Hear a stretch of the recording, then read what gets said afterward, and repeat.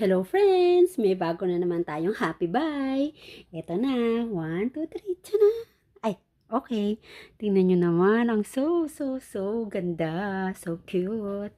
Ito ay coin purse na bag charm. Oh, diba? At ano siya friend? Silicone siya.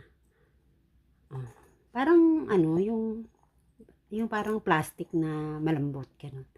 Ang cute niya, friends. Tignan niyo naman, di ba? Meron pa siyang mga kamay.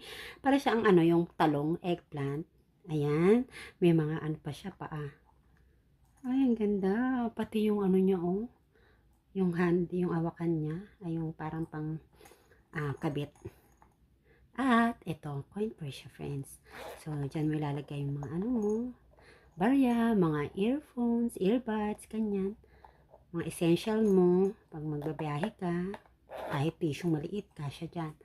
Ayan. So, meron di ba, ito, napakita ko na to sa inyo, tong lavender na or lilac kong bag, sling bag.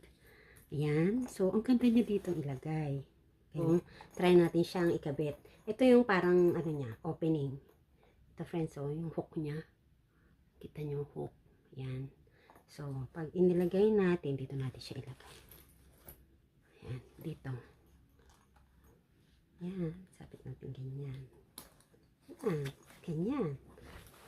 So, ayan. Ang cute! Grabe, friends, nakakaaliw.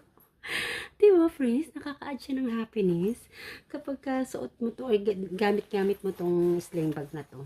Tapos ito, ay, naku, sobrang happiness overload. O, diba?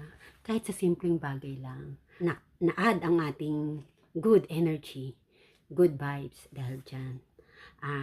Medyo mahal ang pagkakabili ko yata rito. Nasa 300 something.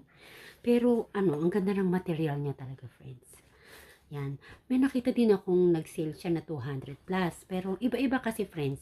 Ang bilis magbago ng price niya. Okay, so check nyo na lang yung link niyan. Ay nako, ang ganda-ganda niya talaga. Thank you friends. Hello.